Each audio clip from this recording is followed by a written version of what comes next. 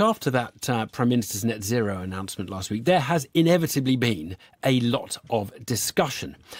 Among those who are not happy with what the Prime Minister had to say was the businessman, John Caudwell, the founder of Phones for You, a very wealthy man, a former Tory donor. I spoke to him earlier today and asked what it is that had upset him about that announcement. I've been campaigning with the Conservative Party now for 3.5 years to try and create an enterprise zone for environmental technology companies coming from around the world to set up on British shores. We give them tax breaks to encourage them here. We encourage them to generate huge profits in the future, and we eventually start taxing them at what I would say would be a differential corporation tax rate, because we want those businesses on these shores, and we give them a beneficial tax rate because what they're doing is very environmentally correct and friendly. Now, if we did that, Britain in 5 to 10 years' time would be really prospering. Instead of where we are now, we're tinkering about with things. We haven't encouraged businesses to come to the UK. We don't have any great advance on environmental technology.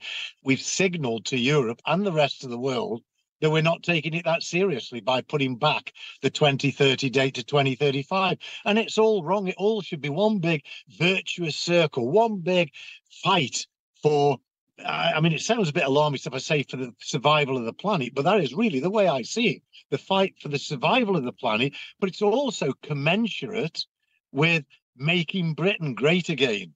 And that is also disappointing. I want to just be clear. You have conversations with them, don't you? I mean, you've given them enough money, I think, for them to listen to what you say when you say, let's get these businesses in. Let's be ambitious here. What do they say when you suggest what you've just outlined?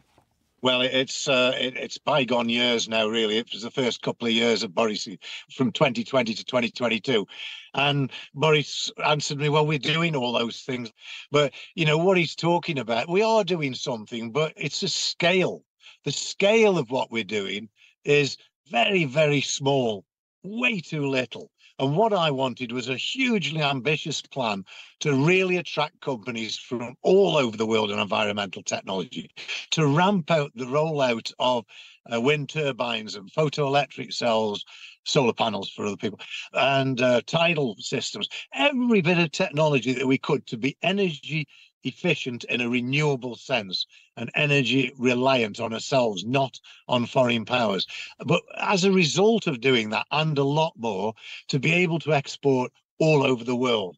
And I'm afraid those arguments fell on deaf ears, really. I don't know, maybe they thought my plans or requirements were too ambitious, but that's what we need in politics today. We need ambition. I want to ask you about the other issue, very, very big at the moment, because it is seen as the next in line almost for the Rishi Sunak statement. HS2, where are you on that?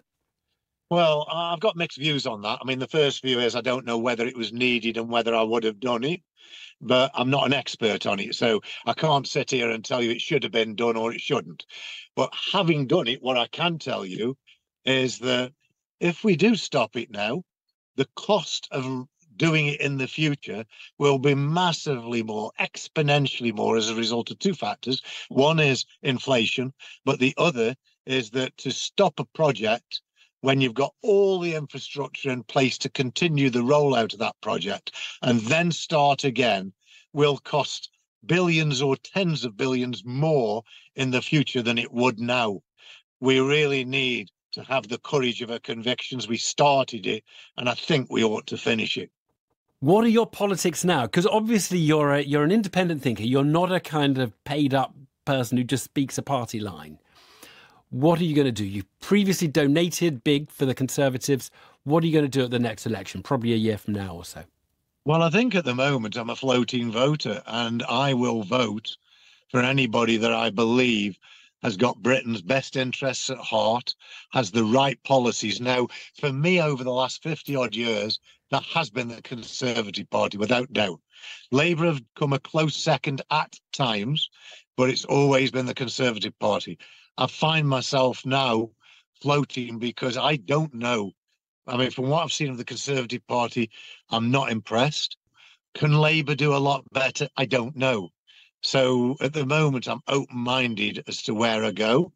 If there was a party that I absolutely believed would be really, really strong for Britain's gross domestic product, for our future wealth, and helping the poorer members of society without disincentivizing the rich, then without doubt that is the party I would support, and maybe even financially.